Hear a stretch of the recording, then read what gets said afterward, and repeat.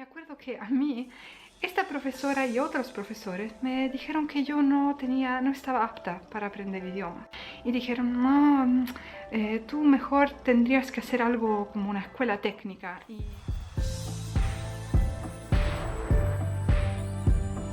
Hola a todos, ¿cómo están? Bienvenidos a Languages with Kiki. Yo soy Chiara y este va a ser un vídeo sobre aprender idiomas.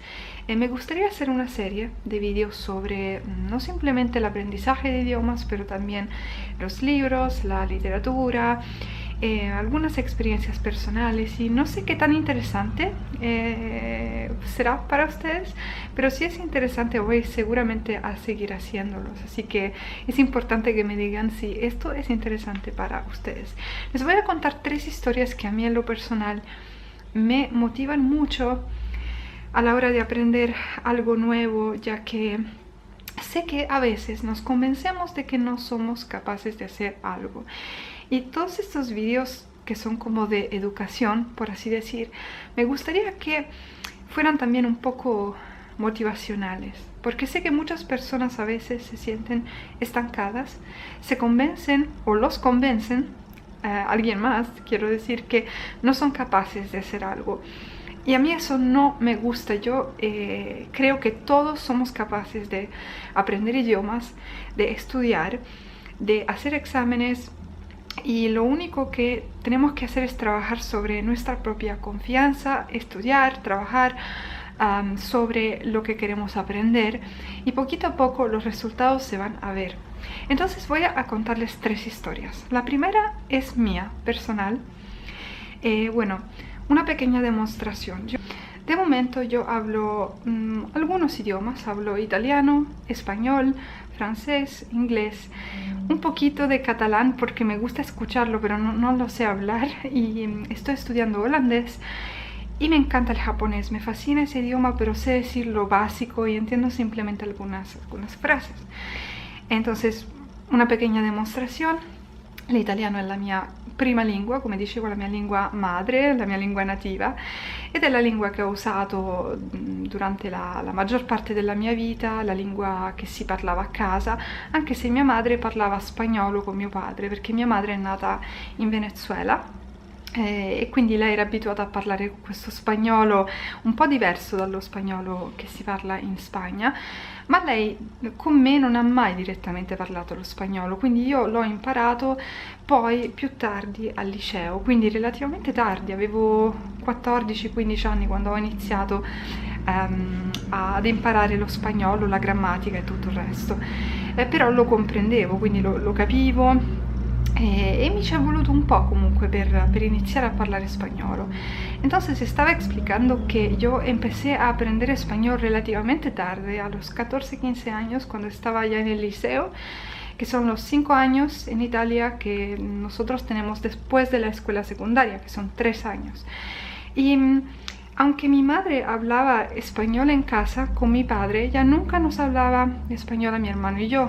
Entonces nosotros siempre teníamos esa confusión, ¿no? ¿Por qué ella no nos habla español a nosotros? Y siempre hablamos italiano. Entonces a los 14-15 años yo entendía el español, pero es que no lo podía hablar. Y fue en ese momento que empecé a estudiar la gramática y esto y lo otro. Y entonces ahí sí que empecé un poquito a hablar un poquito de español, y luego un poquito más, y luego en la universidad me gradué en traducción e interpretación, y allá es cuando empecé a hablar realmente español. Pero sí, hasta ese momento, los 14 años, yo no hablaba español, simplemente lo escuchaba y lo entendía. Además, en la escuela nos forzaban a tener la pronunciación del español de España, y entonces yo no reconocía el idioma porque los vocablos eran distintos, la forma de hablar, la forma de pronunciar las palabras era como estudiar otro idioma. Et bien, j'ai commencé à étudier français quand j'étais très petite, j'avais 8 ans. Et en fait, le français a été la première langue étrangère que j'ai étudiée, avant que l'espagnol, puisque j'étais à l'école primaire et on apprenait le français avant que l'anglais. Et donc, je me rappelle que j'étais tombée amoureuse avec la langue française, et j'étais totalement fascinée par un film qui s'appelait La Boum avec Sophie Marceau. très très célèbre, en 1990 je pense. Ouais.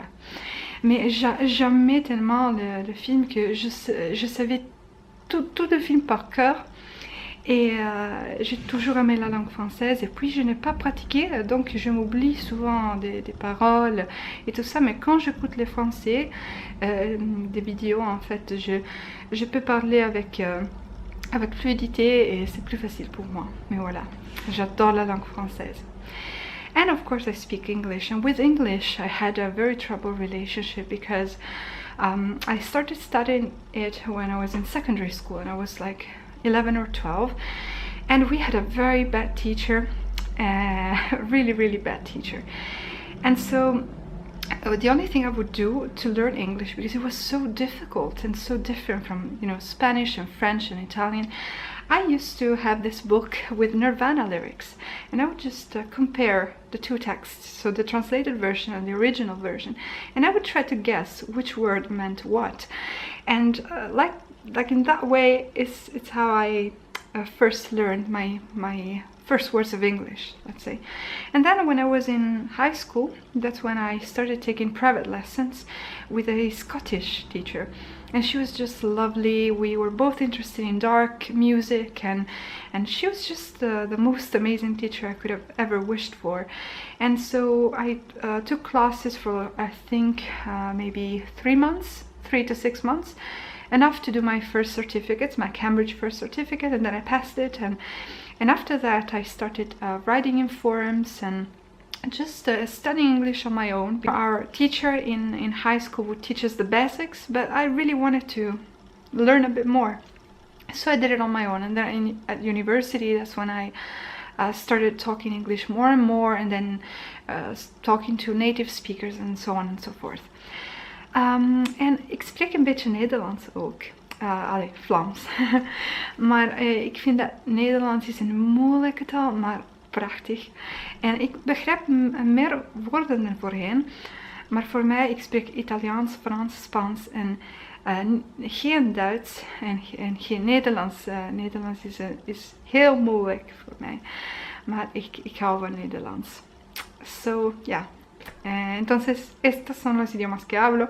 Con el japonés, digamos que sé decir cosas muy básicas como y muy random, como ay señor, se le cayó el pasaporte, no, sumimasen, pasaporte ga uchimashita yo, o konnichiwa, watashi wa Kiki desu, douzo yoroshiku, o konnichiwa, domo arigatou gozaimasu, y eso. Eso es lo básico que sé decir. Pero bueno, esta era simplemente una demostración para que ustedes me conozcan y sepan cuáles son los idiomas que yo hablo. Pero aquí voy a contarles la primera historia. O sea que cuando yo estaba en la escuela secundaria, empecé a estudiar inglés, y la profesora que teníamos era una profesora muy mala, que hablaba inglés con este acento muy de Calabria, de una región en el sur de Italia. No sé realmente cómo ella aprobó con los exámenes de inglés, no lo sé, pero por ejemplo, look at the window, mira la ventana, ella decía look at the window, Dove. Es como no sabía realmente, no la entendía ni siquiera. Y me acuerdo que esta profesora me odiaba. Y yo trataba de aprender inglés con los textos de Nirvana, de las canciones de Nirvana, porque no lograba entender cómo funcionaba el idioma. Entonces me ponían a hacer una comparación de textos y trataba de ver cuál era una palabra, cuál era su significado, cómo se usaba y todo eso. Y me acuerdo que hubo una reunión a finales del tercer año, creo. Del tercer año de la escuela secundaria hubo esta reunión en la que los profesores se reunían para decirte cuál era el liceo o la escuela que te recomendaban, vaya. Y me acuerdo que a mí esta profesora y otros profesores me dijeron que yo no estaba apta para aprender idiomas, porque yo había expresado mi interés hacia el liceo lingüístico internacional y eso, y dijeron no, tú mejor tendrías que hacer algo como una escuela técnica. Y no sé cómo es en sus países, pero en Italia las escuelas técnicas se solían ser para aquellas personas que no tenían esa capacidad para estudiar o que no se aplicaban y eso. Y me acuerdo que la única persona que me apoyó en ese momento era mi profesora de francés, que era una persona increíble, una súper buena profesora, que dijo, no, yo creo que tú tendrías que hacer el liceo lingüístico, y fue en contra de todas las personas que estaban ahí. Y ahora, si pienso en todos los idiomas que he aprendido, el hecho de que me gradué en traducción e interpretación, trabajo como traductora y me encanta la literatura, estoy estudiando literatura y eso, entonces digo, bueno, ¿qué es lo que pasa? O sea, si en ese entonces yo me hubiera fijado en lo que me decían los profesores y lo que creían, porque no me conocían, no sabían realmente lo que a mí me gustaba, lo que podía hacer. Simplemente yo tenía mi método y como que ese método a ellos no le acababa de gustar del todo. Me hubiera estancado y no hubiera hecho algo que para mí es toda mi vida, o sea, hablar idiomas. Y esta es la primera historia que les quiero contar. No... lo más importante en la vida, yo creo, es creer en nuestras capacidades y creer que si queremos algo y queremos trabajar por ello y estudiar, y no importa cuántos años tengas o si no tienes recursos, hay siempre una forma para aprender lo que tú realmente quieres. Así que no se desanimen si alguien les dijo, un profesor o un familiar, porque a veces eso pasa en la familia. Si alguien le dice, no, tú no lo puedes hacer, es demasiado difícil, yo no creo que eso debe de ser un obstáculo entre nosotros y lo que realmente queremos hacer. La segunda historia es una historia de un chico al que yo daba clases, porque me llamó su madre, que era la mamá de una amiga mía, y me dijo, mira, mi hijo no quiere hacer nada, mi hijo no quiere estudiar, en la escuela se están quejando, ya ha repetido el año 2 veces y ahora es que no lo van a aprobar este año, entonces va a tener que repetir el año otra vez, así que por favor ayúdame. Necesita clases de historia, de literatura, de inglés y de filosofía. Entonces yo dije, bueno, pues claramente es el hermanito de mi amiga, lo voy a ayudar. Y me asustaron diciéndome que este chico no quería estudiar, que no era bueno para nada. Incluso su propia madre me dijo, es que no tiene la capacidad, no sabe estudiar, no quiere hacer nada. Entonces yo llegué algo asustada a su casa y empecé a hablar con él. Y me acuerdo que de pronto, cuando lo vi que era un chico bastante inteligente, pero se había convencido él de que no podía hacer nada porque veía que todas las personas a su alrededor no creían en él, entonces él como que se había dejado caer. Entonces yo empecé haciéndole leer un texto y pidiéndole qué pensaba de ese texto. Juntos hacíamos las tareas, pero yo no le hacía la tarea, o sea que dejaba que él lo hiciera. Y de pronto empecé a decirle, mira, pero que tú eres bueno, no entiendo por qué tienes problemas en la escuela, porque tú eres realmente bueno, ¿qué quieres hacer después del liceo? Y él me decía, no, que no quiero hacer nada, la universidad no es para mí, que quiero tal vez chef, pero no sé.